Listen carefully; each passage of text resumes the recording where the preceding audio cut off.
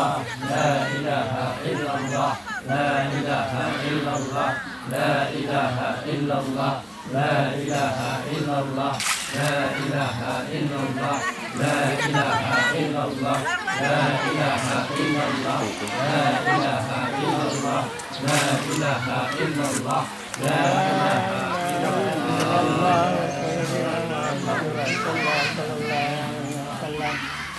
Dalam banyak kebudayaan, sumber mata air tidak hanya dianggap sebagai sumber daya alam, akan tetapi juga menjadi bagian dari identitas dan budaya masyarakat.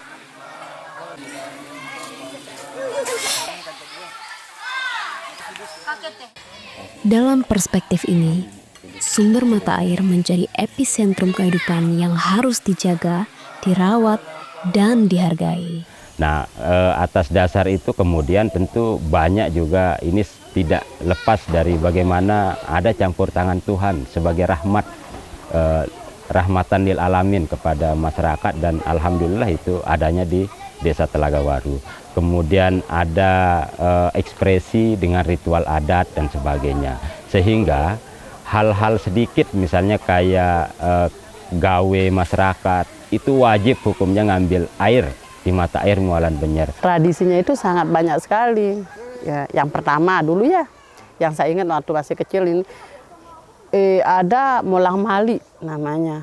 Ya, molang mali itu orang yang sudah menikah atau pengantin baru, punya anak pertama, harus dia diacarain molang mali. Dan molang mali itu sangat erat sekali hubungannya dengan ini Mualan Benyer ini. Yang kedua, kalau ada sunatan, hitanan nih. Hitanan itu harus dia dimandiin dulu ke sini. Yang ketiga, tradisi mandi pengantin. Sebelumnya sakit apa, tetap ada nazar atau apa? Biasa dia lulus kesehatan. Dia jawabnya ya, ya kan sakit, dia sakit, ndak bisa bangun itu. Terus saya kan juga gini bisa secara gaib bisa kita kayak indra keenam itu kan bisa saya lihat. Sebenarnya dia nggak mau dia digili-gili ya, diwawancarin tuh sebenarnya emang nggak mau dia karena dia saya minta nggak usah ada digini-giniin yang ini kan dia juga nggak tahu saya gitu. Oh iya dah gitu. Sebagai sebuah ekspresi yang melibatkan emosi, tradisi akan terus berkembang dan tidak jarang dapat menimbulkan kontroversi.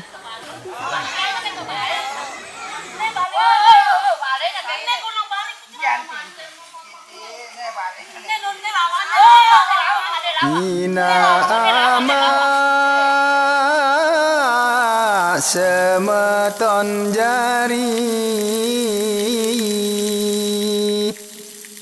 yang tabe tunas maaf 10 jari. Desa Telagawaru, Kecamatan Pringgabaya, Kabupaten Lombok Timur, merupakan sebuah desa baru yang terbentuk pada tahun 2012 lalu. Di usia yang terbilang masih belia, desa ini berhasil tumbuh perlahan secara mandiri, dengan senantiasa menjaga warisan dan tradisi. 6 dusun yang tercatat hari ini berasal dari 2 dusun induk, masing-masing Dusun Benyer dan Dusun Dasantapan. Kedua dusun ini menggantungkan sumber kehidupan mereka dari 2 sektor berbeda. Dasantapan dengan hasil pertaniannya dan Dusun Benyer dengan hasil kerajinan sapu serabut kelapa yang sejak lama telah ditekuninya. Meskipun 2 desa induk ini berbeda pada konteks pekerjaan, namun tetap bergantung pada sumber kehidupan yang sama. Karena satu-satunya sumber air yang sampai hari ini nyampe ke masyarakat itu sumbernya dari mata air Mualan Benyer. PAMDES misalnya yang kita jalankan, kemudian beberapa irigasi pertanian, kemudian kerajinan usaha serabut kelapa, ini sangat bermanfaat dan sangat tergantung terhadap kelangsungan kehidupan masyarakat khususnya di Desa Telagawaru.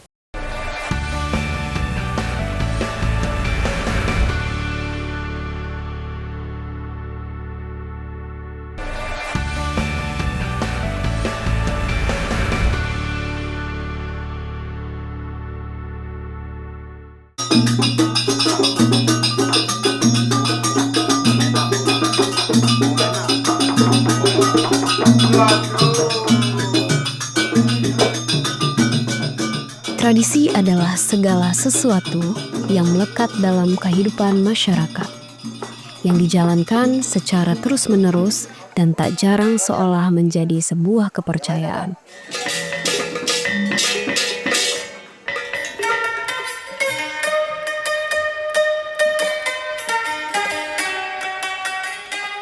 Dalam sejumlah ritual adat tradisional Sasak Pulau Lombok, kebangruan bukanlah sesuatu yang baru dan mengejutkan. Bahkan kerap kali menjadi bagian penting dari sebuah proses ritual adat tradisi dan berujung pada anggapan segelintir masyarakat bahwa kesurupan atau kebangruan merupakan tradisi itu sendiri. Bukan tradisi kebangruan itu. Karena istilahnya kebangruan itu seperti penyakit yang tiba-tiba menyerang gitu. Katanya sih dari beberapa sumber nih, kalau ada yang cinta sama seorang gadis gitu kan, nah terus enggak kesampaian lah gitu perasaannya itu gitu kan seperti kata sekarang kan cinta ditolak dukun bertindak, seperti itulah kan istilahnya, dicariin lah gitu kan, dicariin lah apa-apa gitu, akhirnya kebangruan lah dia.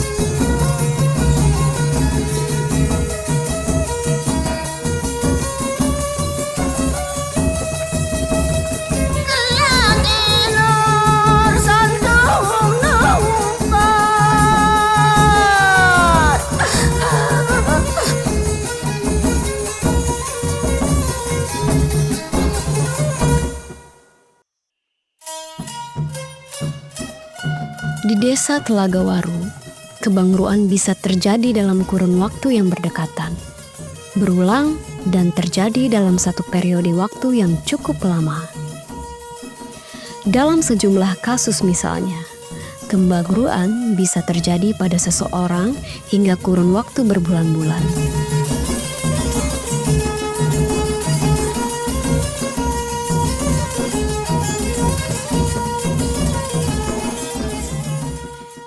Kenapa dibilang terkenal? Karena apa?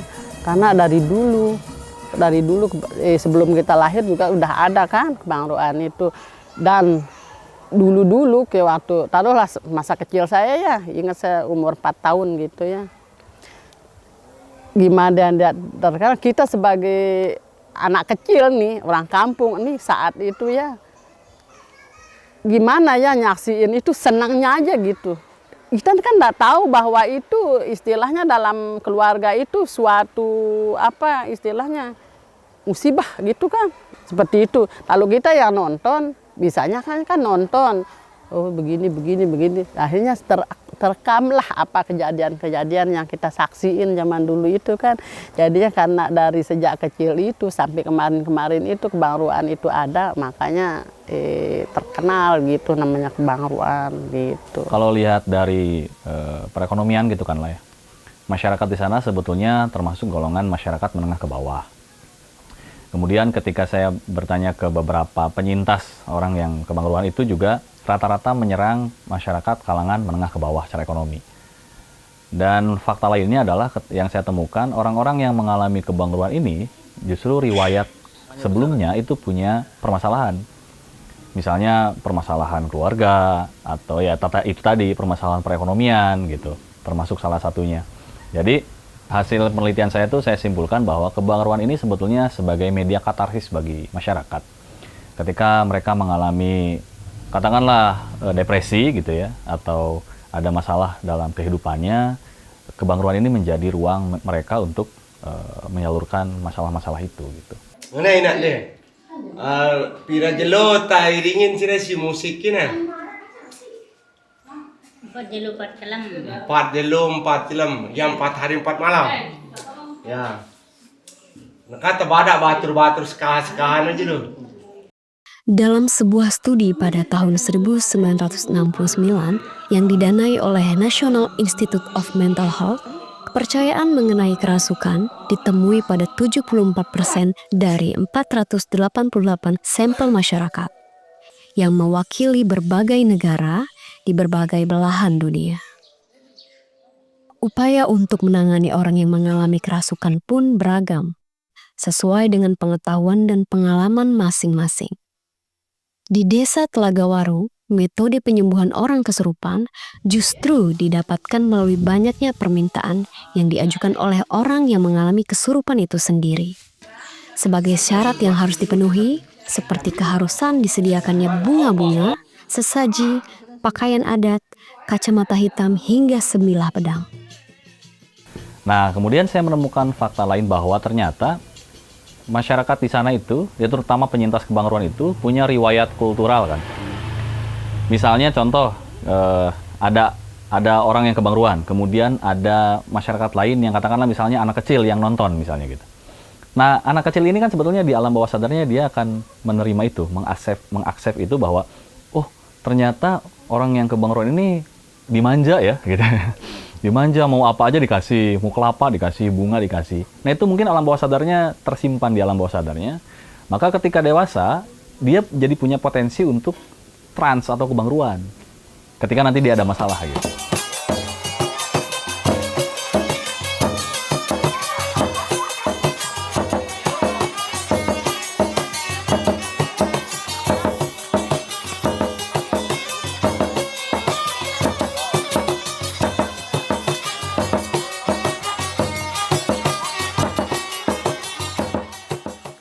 Dari berbagai macam piranti dan syarat, uniknya bebunyian atau musik adalah syarat utama yang harus ada dalam proses penyembuhan orang yang kebangruan.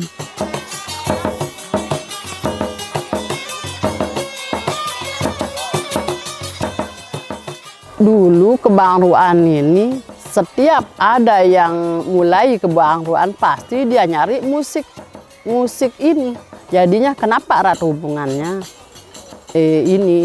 musik ini sama itu, karena mereka saling membutuhkan. Kebangruan tanpa musik bisa saja celaka.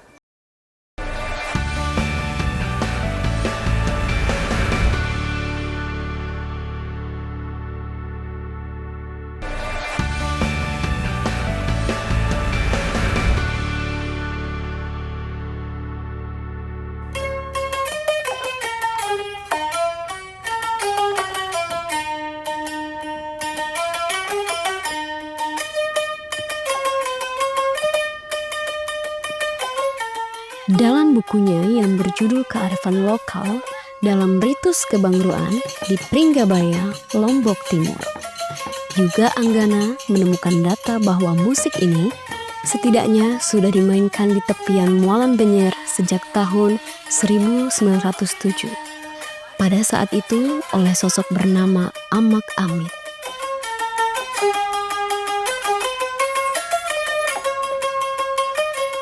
Belum dapat diketahui secara pasti kapan musik yang dimainkan Amit dan kelompoknya menjadi obat untuk orang yang mengalami kesurupan. Merujuk pada penuturan para pelaku ritus kebangruan yang masih ada, momen musik tersebut menjadi pengiring dalam ritus kebangruan terjadi pada tahun 1934. Tokoh pelaku ritus kebangruan yang mereka ingat bernama Deli, yang tak lain anak dari Amit. Sejak saat itulah, musik tersebut kemudian dianggap sebagai musik yang disenangi roh leluhur. Disertai dengan berbagai sesaji, proses penyembuhan orang yang kesurupan kemudian menjadi ritual yang sakral. Yang bikin saya tertarik itu karena menurut saya itu berbeda dengan ritual-ritual lain yang ada di Jawa gitu ya. Kalau di Jawa biasanya orang syukuran, panen padi itu, ritual itu biasanya mereka yang mengundang entitas lain lah, dianggap seperti itu. Bakar menyan, bakar dupa untuk mengundang yang lain, kemudian berpesta. Nah kalau yang diceritakan oleh Mas Ake itu di Lombok Timur, terbalik polanya. Jadi orang kebangruan dulu, kesurupan dulu, hanya bisa sembuh dengan musik. Nah karena bidang saya lebih banyak di musik, saya penasaran bagaimana bisa musik menjadi terapi untuk pengobatan orang yang dianggap kesurupan. Jadi musik kebangruan ini sebelum kita lahir pun juga sudah ada. Tetapi setelah kita besar kemudian mengikutinya, tentu terjadi pro kontra. Karena sebagian masyarakat itu mengatakan itu penyakit. Ya, itu penyakit. Kemudian juga di satu sisi ada masyarakat, ya ini tradisi dari leluhur kita yang harus kita jaga dan lestarikan.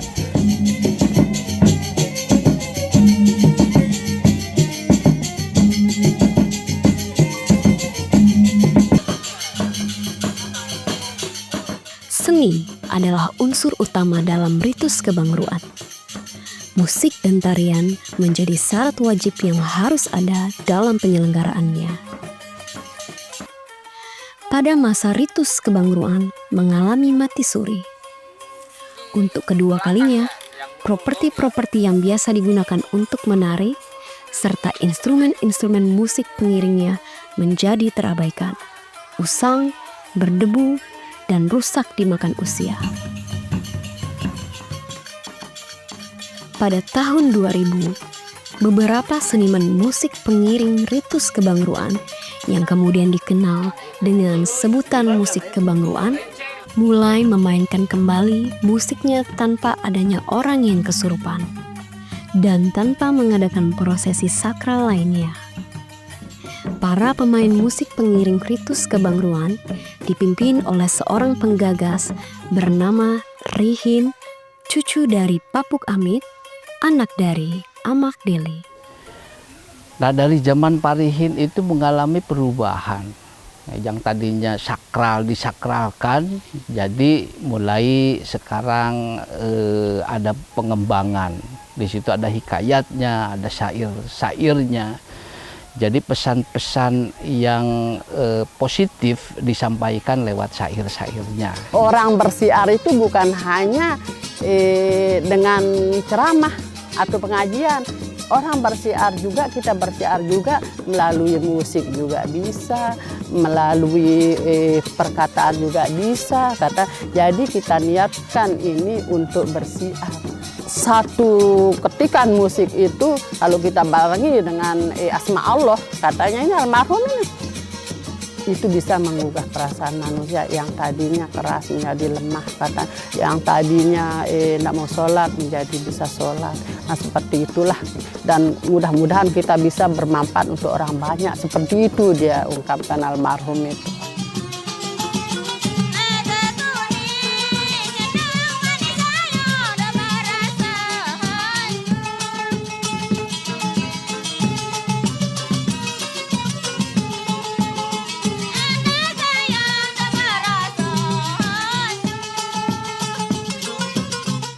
Lahirnya perkumpulan seni Menduli Selayar pada tahun 2009 atas inisiasi almarhum Rihin dan Kang Ake menjadi awal lahirnya kembali seni tradisi hiburan masyarakat dengan tujuan dan arah yang lebih bermanfaat.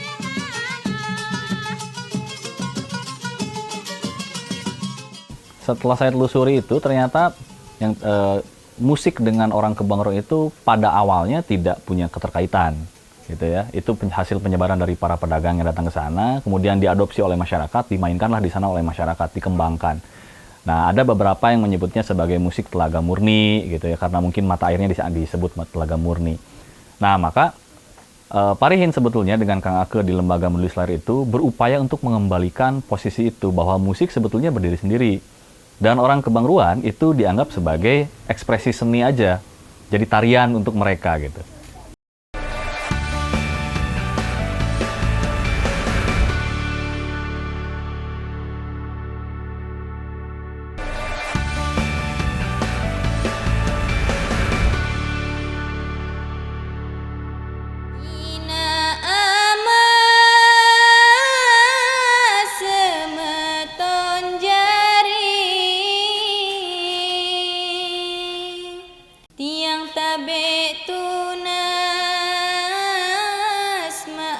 10 jari. Musik kebangruan ke dalam diri lewat syair si mula jati.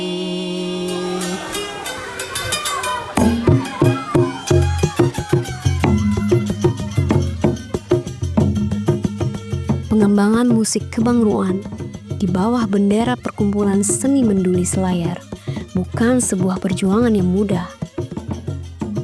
Sempat tak dilirik oleh masyarakat Telaga Waru sebagai pemilik komunal sebuah kesenian tradisi, Menduli Selayar justru tampil di panggung-panggung yang lebih besar, hingga akhirnya pulang dengan ide yang jauh lebih besar. Kesenian yang tadinya dilakoni oleh satu keturunan keluarga saja, kini juga telah menjadi milik bersama, sehingga diakui dan dibanggakan oleh masyarakat Telaga Waru sebagai sebuah identitas budaya mereka. Bahwa alhamdulillah sesuai dengan apa yang sudah diperjuangkan oleh pemerintah desa dan Perkumpulan Seni Menduli Selayar pada tanggal 16 November tahun 2024 yang lalu, Menteri Kebudayaan Republik Indonesia Bapak Dr. Fadlizon sudah menetapkan Ritus Kebangruan ini sebagai warisan budaya tak benda nasional Republik Indonesia. Nah, ini